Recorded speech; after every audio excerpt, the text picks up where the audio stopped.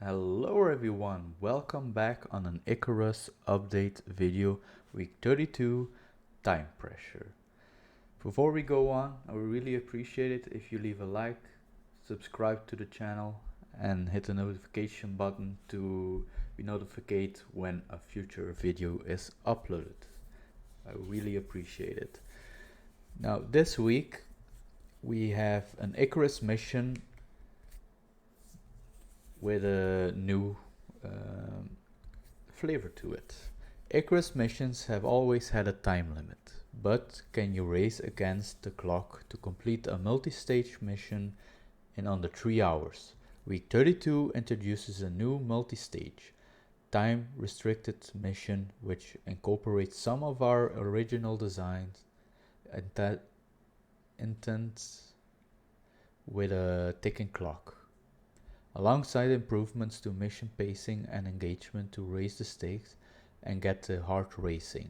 Alongside this new mission to sink your teeth into, we've made an array of improvements to our UI, UX and building pieces, along with adding deep ore mining veins to outposts as part of our plans surrounding their development. Jump in and have a read. The 3 hour only for Abyss Research. Here is your mission briefing. It's for Group 15, Ring Lake is where you spawn. Unique ore deposits discovered for Ring Lake. Extract and research unusual ore. Monitor effects on environment.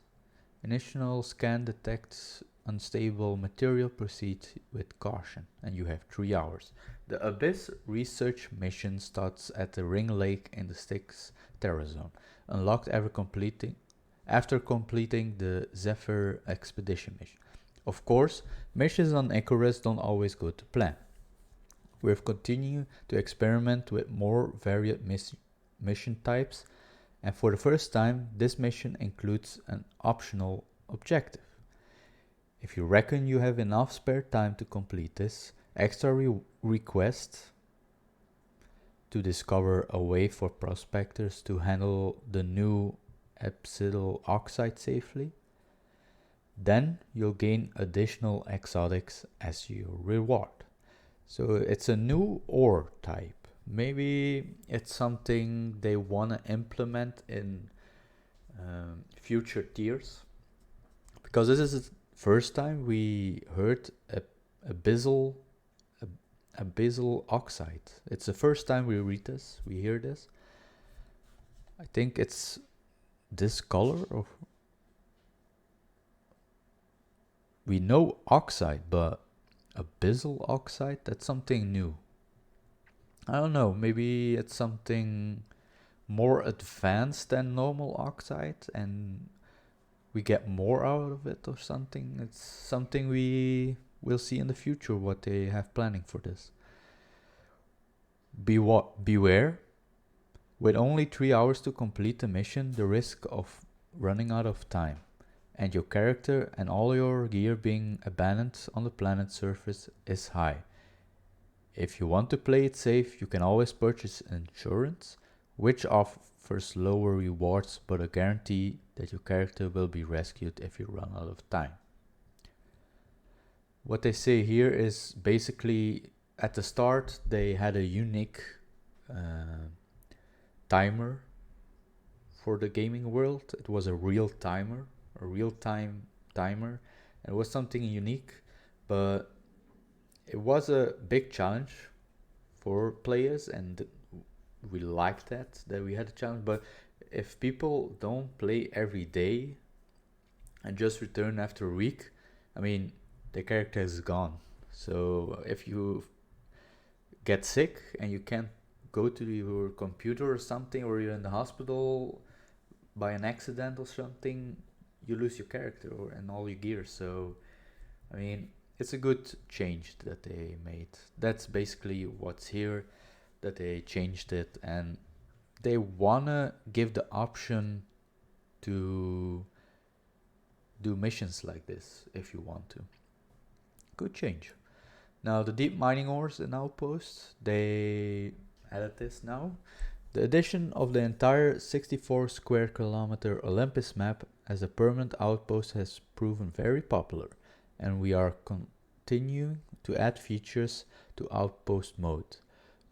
From this week, you can now find deep mining ore deposits through all of the outpost maps, providing another way to get a large quantities of materials with a biofuel powered or electric deep mining drill. Key fixes. We've made a range of key fixes this week that improve the UI experience for our players, along with some fixes and balances to the constructables.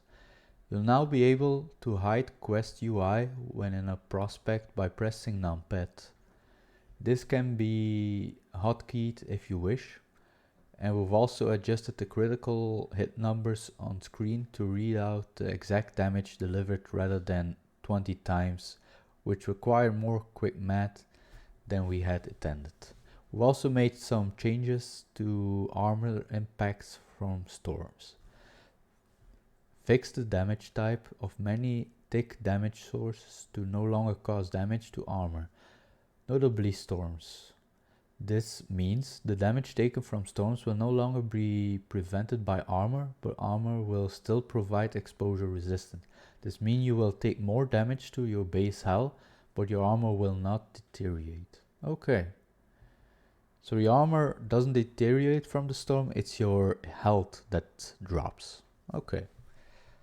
I mean, that's a good change, that the armor doesn't deteriorate from the storm. I mean, good. We've also implemented some fixes to our constructables and their interaction with deployables and weather elements. So they fixed an issue where concrete items crafted in a cement mixer will receive the reinforced glass stat unintentionally. Okay.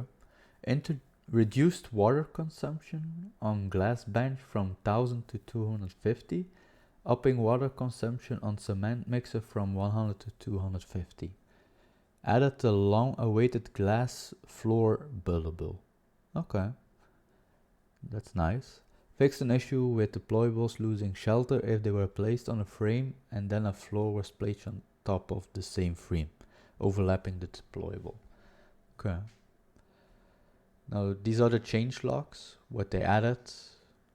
You can always pause this if you want to read this. I'm not gonna go over all of them. These are the fixes. Again, you can pause it and read them all if you want to. And the future content and art is something they are adding in what they're doing right now.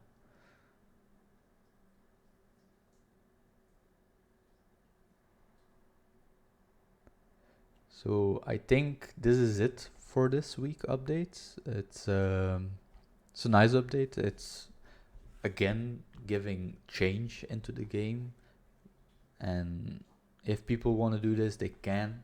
If people don't want to do this, they can just move on and do longer missions. I mean, it's good.